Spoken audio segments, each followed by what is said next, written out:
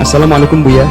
Assalamualaikum warahmatullahi wabarakatuh. Semoga Allah selalu melindungi Buya dan keluarga serta santri Al-Bahjah dimanapun berada. Amin, amin. Buya, saya hamba Allah dari Cirebon ingin bertanya. Sekarang ini di media sosial banyak diberitakan tentang hadis kejadian di pertengahan bulan Ramadan yang bertepatan dengan hari Jumat. Dan bunyi hadisnya itu dari Sayyidina Abdullah bin Mas'ud, dijelaskan bahwa apabila terdapat suara yang sangat dahsyat di bulan Ramadan, maka akan terjadi huru-hara di bulan Syawal. Akan banyak golongan manusia yang memisahkan diri di bulan Dzulqa'dah, dan akan ada pertumpahan darah di bulan Dzulhijjah dan bulan Muharram. Kemudian ia bertanya kepada Rasulullah apa yang harus dilakukan di bulan Muharram, dan Rasulullah menjawab, sangat disayangkan sekali pada saat itu manusia akan saling membunuh dan sangat kacau keadaannya. Dan ia bertanya lagi, apa suara yang dahsyat yang terjadi pertengahan Ramadan itu ya Rasulullah? Kemudian Rasulullah menjawab, suara itu terjadi di pertengahan bulan Ramadan yang bertepatan di malam Jumat, dan suara dahsyat itu akan membangunkan orang-orang yang sedang tidur, menjatuhkan orang-orang yang sedang berdiri, menjadikan wanita-wanita yang terhempas dari kamar-kamar mereka. Pada saat itu terjadi gempa. Pada saat itu cuaca yang sangat dingin akan menerpa, dan hal itu terjadi apabila malam di pertengahan Ramadan itu bertepatan dengan malam Jumat. Apabila kalian melaksanakan sholat subuh di hari Jumat pertengahan bulan Ramadan, maka masuklah kalian ke dalam rumah kalian, kuncilah pintu rumah kalian, serta tutuplah diri kalian dan selimutilah diri-diri kalian, serta tutup telinga kalian. Dan apabila terdengar suara dahsyat, maka bersujudlah kalian seraya berzikir dengan menyebutkan Subhanal Quddus, Subhanal Quddus. Dan begitulah isi hadis ini. Dan apakah ini termasuk hadis sahih atau tidak? Dan bagaimana cara kita menanggapi hadis tersebut, Buya? Terima kasih atas kesempatannya dan mohon maaf dan mohon untuk penjelasannya, Buya. Bismillah. Berbanyaklah sujud dan berzikir tanpa harus menunggu dentuman tersebut, tanpa harus menunggu suara. Karena kematian bisa datang tidak harus pertengahan Ramadan, bisa esok hari. Kita lebih perlu adalah bagaimana kita meningkatkan kualitas diri kita, kebaikan kita. Bahkan ada orang bicara tentang kiamat dan kiamat. Ya, kiamat akan tiba. Akan tiba, ada kiamat pribadi, ada kok. Kematian kita meninggalkan dunia, sudah tidak ada artinya dunia ini. Itu yang kita persiapkan, lebih penting lagi. Tanpa harus menunggu dentuman tersebut, tanpa harus menunggu suara tersebut.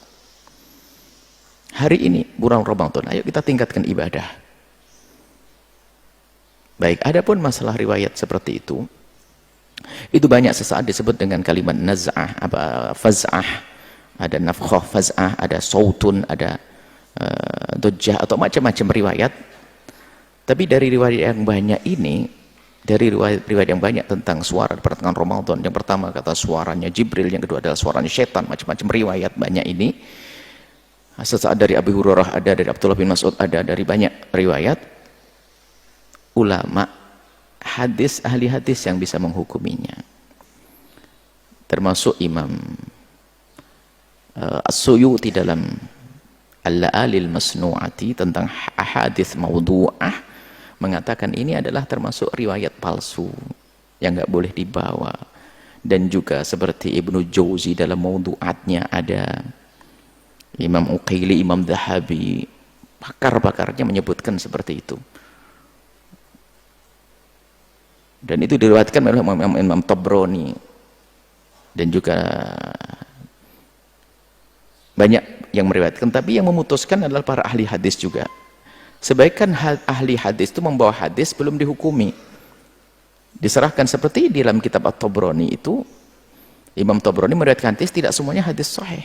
Nanti para ahli hadis yang menghukumi.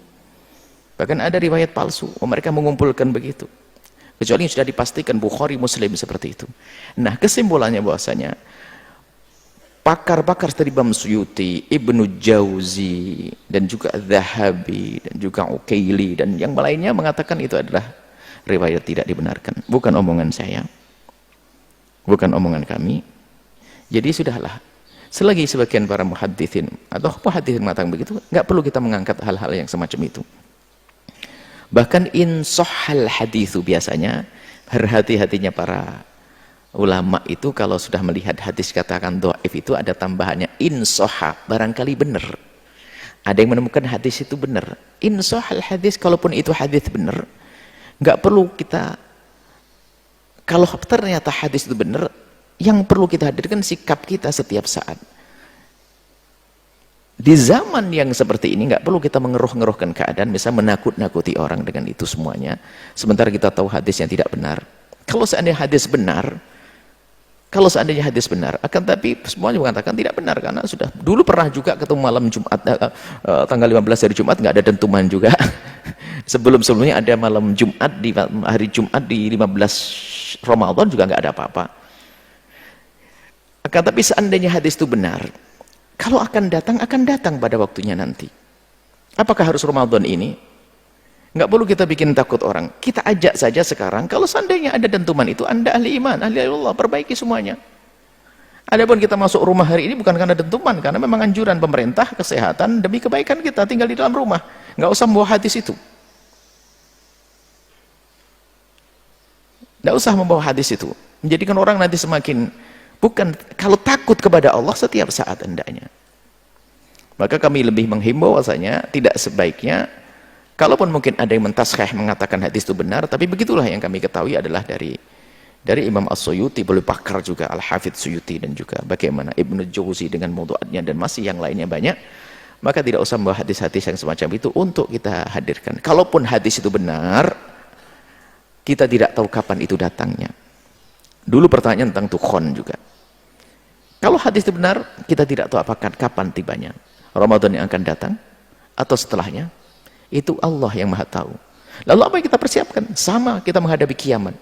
Dan bencana yang dijanjikan seandainya ada dalam hadis, kita tidak perlu membawa diri kita dalam kekhawatiran yang terus-menerus yang tidak ada hentinya. Akan tapi yang kita hadirkan hendaknya persiapan. Jika itu datang, saya di kelompok yang mana? Apakah saya ahli iman atau tidak? Itu saja.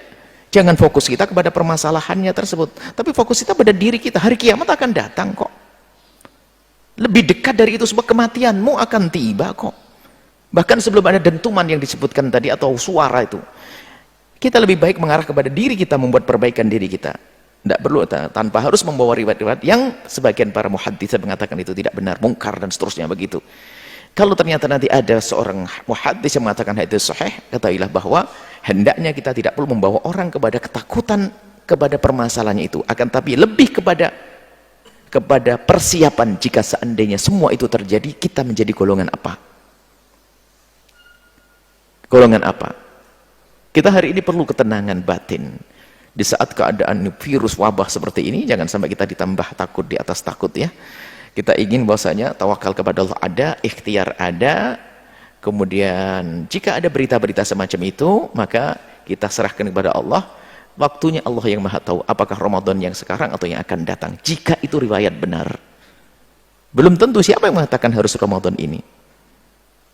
Nah, kita tidak pengen nanti kemudian apa, sudah orang meyakini Ramadan ini begitu, tatanya enggak, akhirnya mengatakan oh Nabi mendusta dan sebagainya.